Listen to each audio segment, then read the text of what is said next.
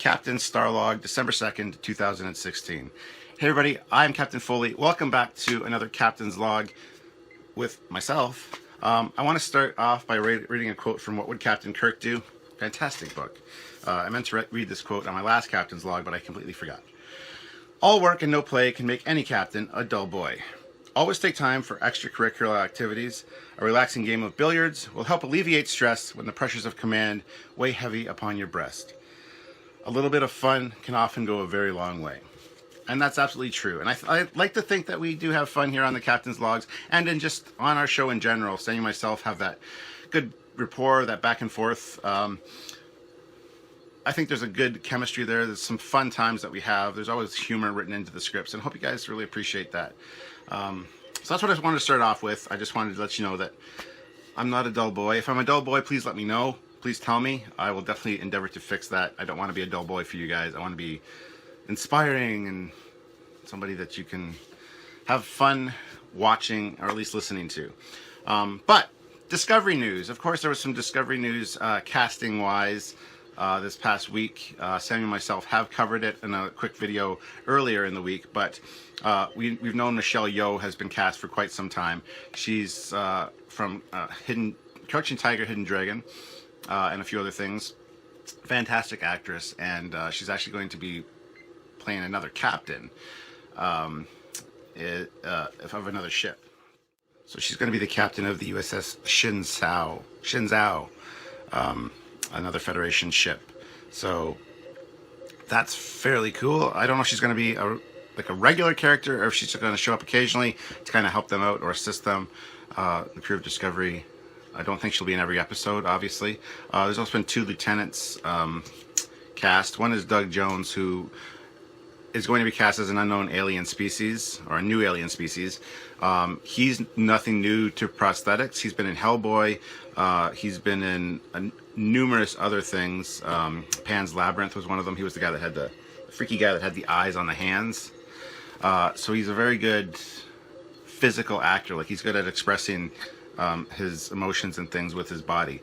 So that should be a fantastic one as well. He's actually one of my wife's favorite actors, or character actors, for that very reason. She loves him as Abe in Hellboy. So that was great news. Also, Anthony Rapp, he's been confirmed as the gay character, openly gay character that they've talked about casting. So that's been done. He's actually a Broadway star. He's been performing in Rent, and his job title on the show is astromycologist, which is a fancy way to say that he's an expert on space mushrooms. I don't know if those are the hallucinogenic kind that you eat or whatever, but Samuel and myself kind of talked about this. What does that mean exactly? That they've got somebody so specialized. He's not just a science officer. It's not clear whether he's a main character either. He could be the Billy of the TOS team. You know, Billy Blackburn, who's in like every scene pretty much in TOS. Should have been a regular crew member, but was never named. You could also be like the Lieutenant Kyle, or there's a few other ones from TOS that kind of show up in like 4 or 5 episodes. Kyle actually made it to Star Trek 2. He served on the Reliant, so I don't know if he's a main character or a background player. This Anthony Rapp, I would assume one of the main cast.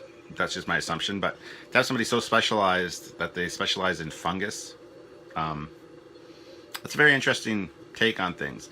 So it kind of makes me feel like the job of Discovery is to go out and do discovery. It looks like they have like very specialized science teams that go down to planets and study not just botany, but like specific fields.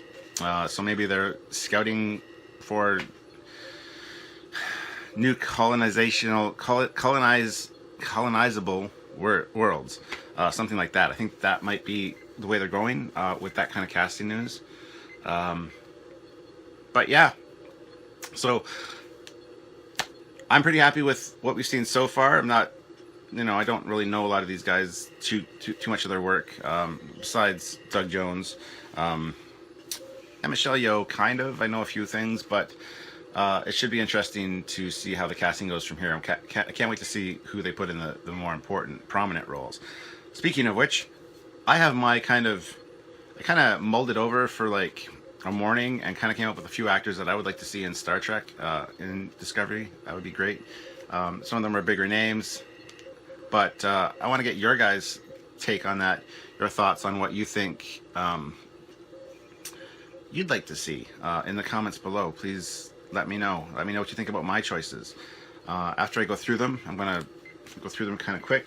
I might read some comments and things from the last Captain's Log because it was pretty great. I've got this Christmas tree here, and if you didn't see the last Captain's Log, you might be saying, well, you know, I want to see more of the tree. I want to see close-ups. Well, the last Captain's Log was all about this tree and all about the ornaments on it. I went through it all. So check out the last Captain's Log if you missed it and you want to find out more about the ornaments on this tree and whatnot. So it's been a pretty busy time of year. December 2nd already, so Christmas is coming up in like 23 days. Holy crow. So if you don't have your Christmas shopping done, please do it. But anyway, let's get on to the topic at hand. I would love to see Sean Connery in Discovery. Maybe not necessarily a main character. I mean, I love Sean Connery. I think he's a great actor. He hasn't really acted since League of Extraordinary Gentlemen, which is a shame. As much as that movie bombed, I rather enjoyed it. I mean, it wasn't the best movie ever made, but I enjoyed the premise of it, and the special effects were cool. So I think he got an unfair rap for that kind of thing. So the whole movie did, I think. But so yeah, Sean Connery, even as just an admiral, somebody that shows up once or twice, perhaps, just to give them information. I think an admiral would fit his age and whatever perfectly. So I would love to see that kind of a cameo from him. Keanu Reeves, surprisingly enough, I think would make a good character for Star Trek. He's got the action element down. He does have some... He still looks young. So, you know, a lot of the actors I've chosen, I'm probably looking at them through like a 30-year-old filter. Like way back in the 80s, mid-80s, when they were like in their prime, doing things. I would love to see them in their prime doing Star Trek. But Keanu Reeves, I think, has aged very well, and I think he's done enough acting to kind of show his acting chops, as it were, his, you know, what he's capable of doing. Can do some more dramatic, serious roles as well. It's not just all, whoa, dude, Rufus, you know. Next up, and I've said this before, I love Jason Statham. I think he would make one kick-ass starship captain.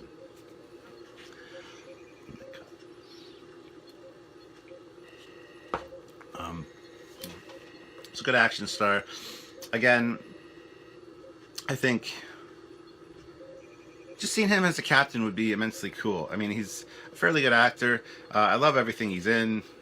He's, you know, I don't know how good he would be with dramatic roles per se, but I don't know. I love Jason Statham. I think seeing him in a Star Trek thing would be fantastic. So he's on there as well. Sigourney Weaver. Come on now. Ripley from Alien. I think her being a female captain would be absolutely fantastic. You could do one or two little tongue-in-cheek kind of cheeky references about aliens and, you know, encountering new alien species, whatever. You could do a lot of fun stuff with that. So again, I think she's one. I know she's been an Avatar and stuff, but I think she's one that I'm looking at with that 30-year-old filter on.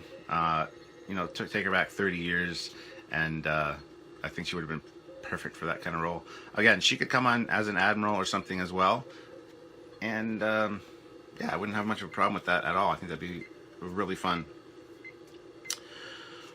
Gerard Butler, King Leonidas from 300. Great actor.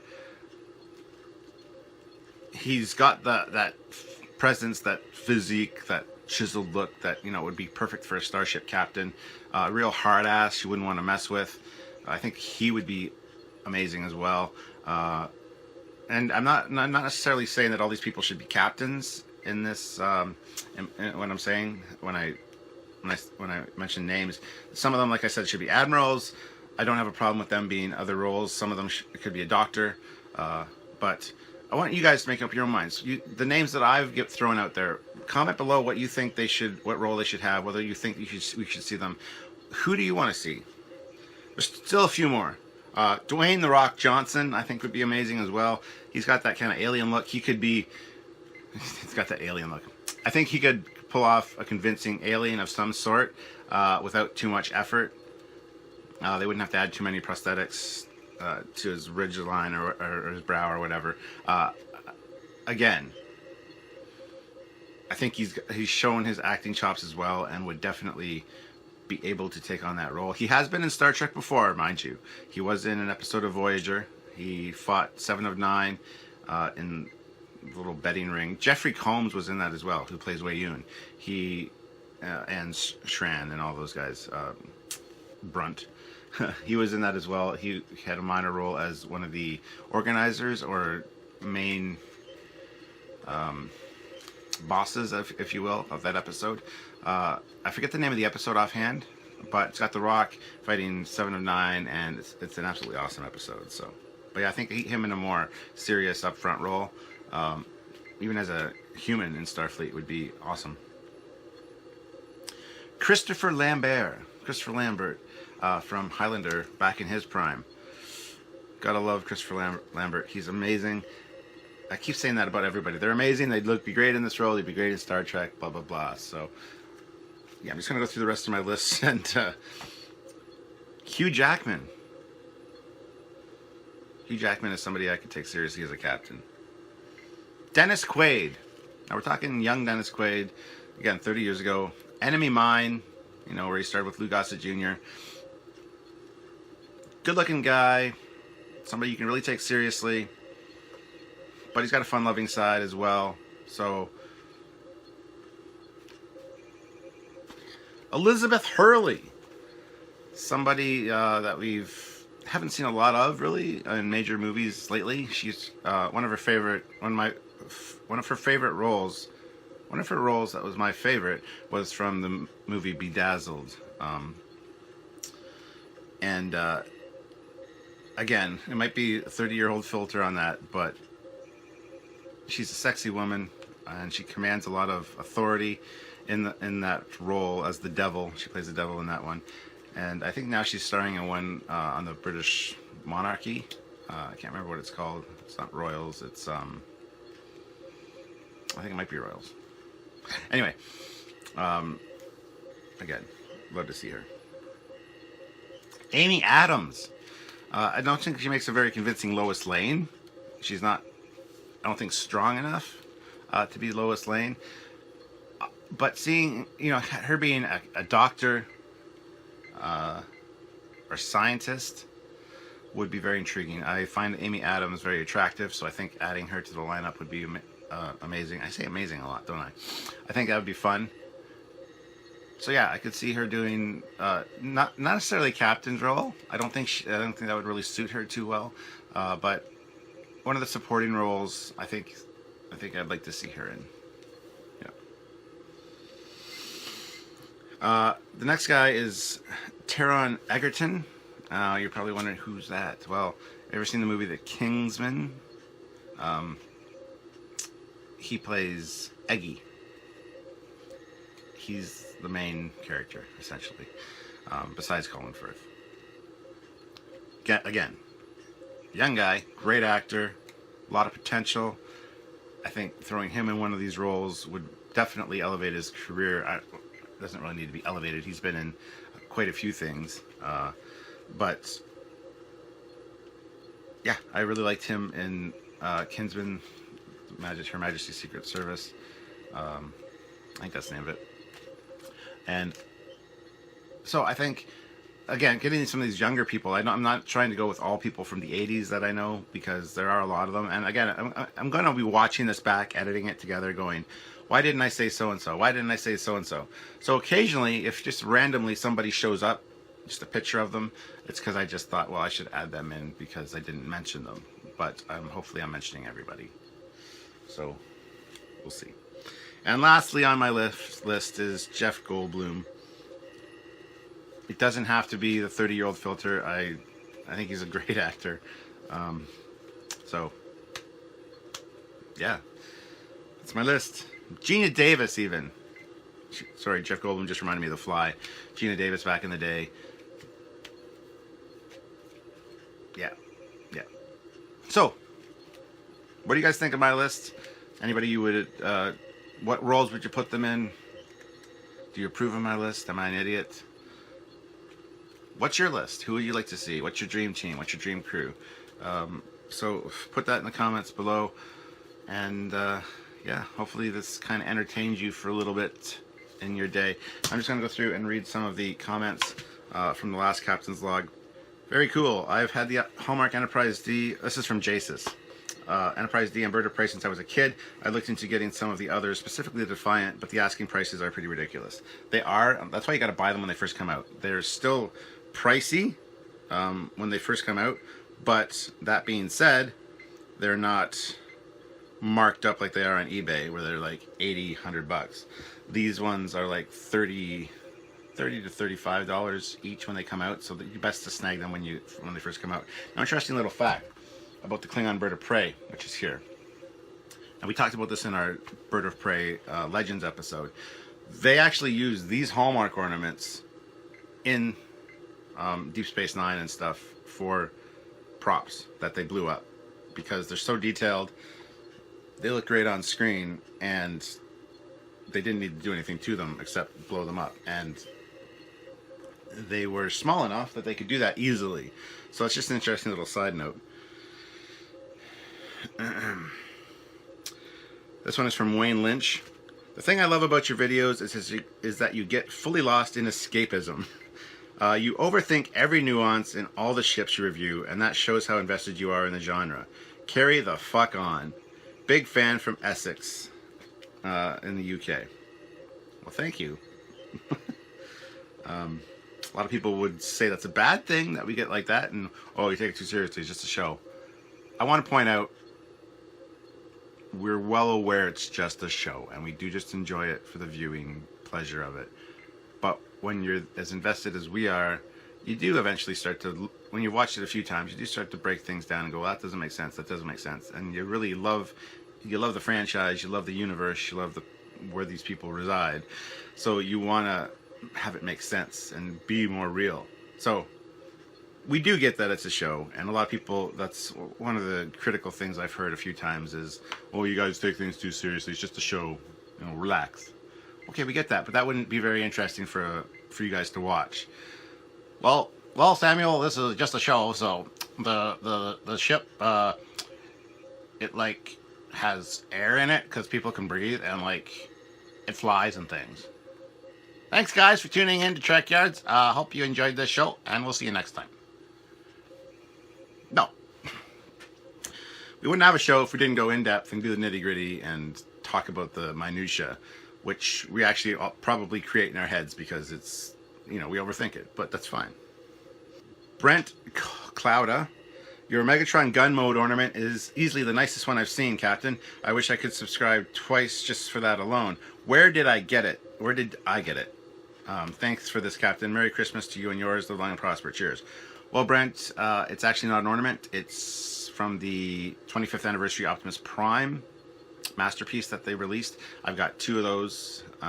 So it's just Megatron in gun mode that can fit in Optimus's hand, because Optimus does wield Megatron occasionally. So it's not actually a Christmas tree ornament. Some of these aren't. Some of them are just keychains or whatever that I've thrown on. So that's just one of the ones that I just had lying around and thought, well, I'll just throw that on to add to the tree. So PG Mayer says, always a great background in these videos. You think? I know there's a lot to look at, but is there too much to look at? Sometimes I think there is, because I watch other YouTubers who have like clean backgrounds. They got like one shelf of a few things, or a wall, a white wall with one picture on it. I've never been able to do that. I got so much stuff, even upstairs. It's like a museum. There's just so much stuff on the walls. All the wall space is taken up with things. But sometimes I look at my videos and go, it looks too cluttered. I can't focus on what's important, which is me, obviously. Yeah, duh. But what do you guys think? I rather enjoy looking around at YouTubers when they have lots of stuff to look at, but I don't know, sometimes I think that minimalistic would be better. Next is from JC Fox. Hello, Captain. You have a very awesome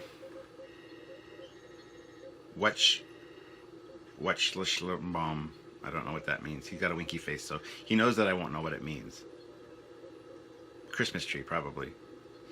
I'm watching all your old logs, and I found a not used show idea for you too. I think it should be a Star Trek Games Let's Play, so the commander or you play a game and even make a battle of you two in game. So you canceled this idea? Question mark. I think it would be a great show. You put shoe, but that's okay. We've considered Let's Plays and Commander and Captain versus games, even episodes where we talk about pit one ship against another.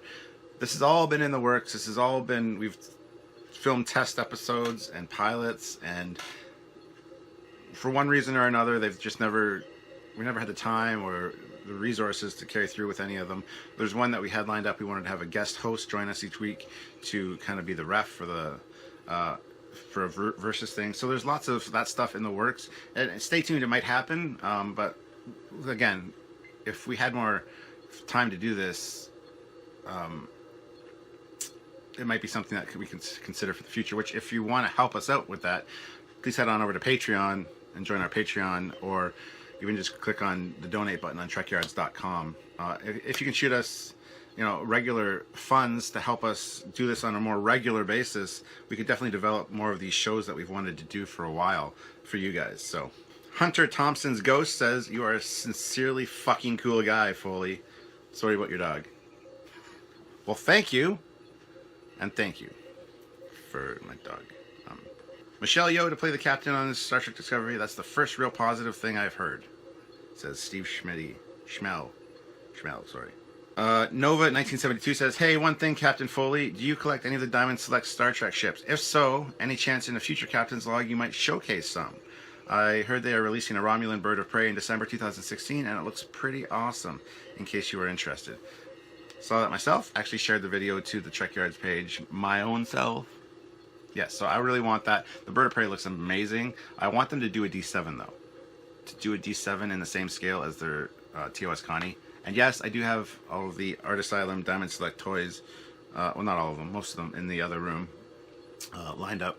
I've shown them off a few times, but yeah, I wouldn't mind talking about them specifically in a future video. It might be a good idea.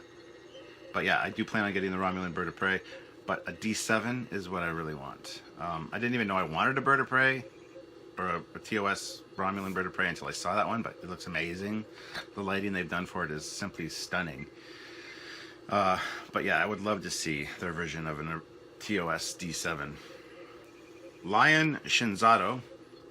"Great video, Captain Foley. Your videos are always great and entertaining. I would love to see some commentaries on your favorite Star Trek episodes. Your show is very inspiring to me. Have a great day." Well, I'm glad it's inspiring to you.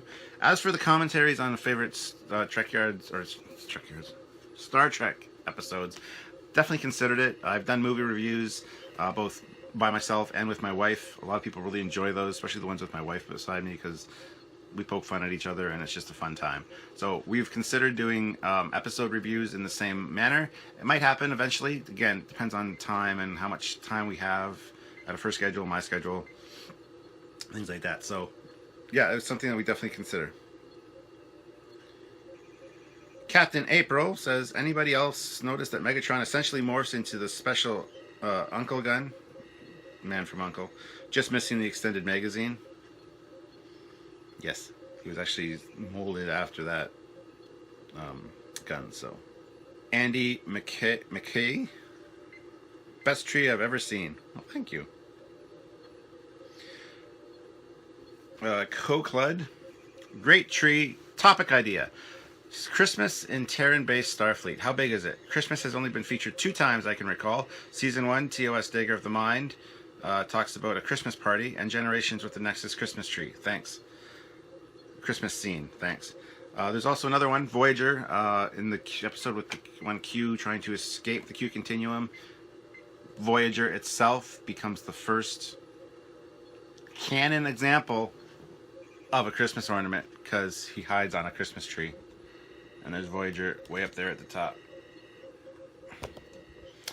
So yeah, he hides Voyager dangling from a Christmas tree, and then Q comes and turns the ornament. So Voyager's been a canonical Christmas ornament.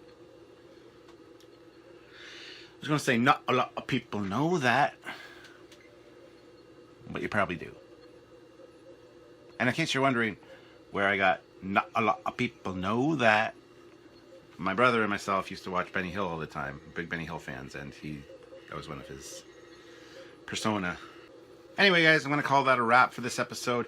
A lot more great comments on the last Captain's Log. Thank you very much for commenting. It's greatly appreciated. I love reading them all. Too bad I can't get around to all of them each time now, but I'm eager to find out what you guys think about casting. Who do you want to see? Who would be your dream team? What do you think of a few of my choices? They were thrown together rather quickly. I didn't really have much of a chance to think about it, so I apologize for that. I'm sure there's other ones that I'm going to forget, and they'll, like I said, they might pop up here and there in the video. If I don't mention their name, but you see their face, it's just because I added it later. I'm like, oh, well, that would be good. Because I know I'm going to watch this back in editing going, Stuart, why didn't you say this? Or, oh, why'd you say that? Or, I'm sure this one's going to be heavily edited just because I'm an idiot and kind of blundered and said, oh, they'd be amazing as a Starfleet captain. Oh, I think they'd be amazing as a Starfleet captain. Oh, I think they'd be amazing as a Starfleet captain. I don't want to say that too often, and if I do, I apologize. I want to try to edit those out best I can. But anyway, guys, that's it for this episode. Like I said, comment below. I want to hear who you guys want to see, and I want topics. Give me topics of discussion for future Captain's Logs. Anything you can mention that would you like to hear me talk about, I would love to do that for you. So kindly put those below. I do read each one. It doesn't mean that I can read them all on air, unfortunately, anymore. It used to be the case, but not so much anymore. So anyway, that's it for me, Captain Foley. I'm looking forward to seeing you all next time. Hopefully there'll be more Discovery news, some more casting news, perhaps. So until then, guys, I'm Captain Foley, signing off. Bye, everybody. Have a great week. Until I see you next time.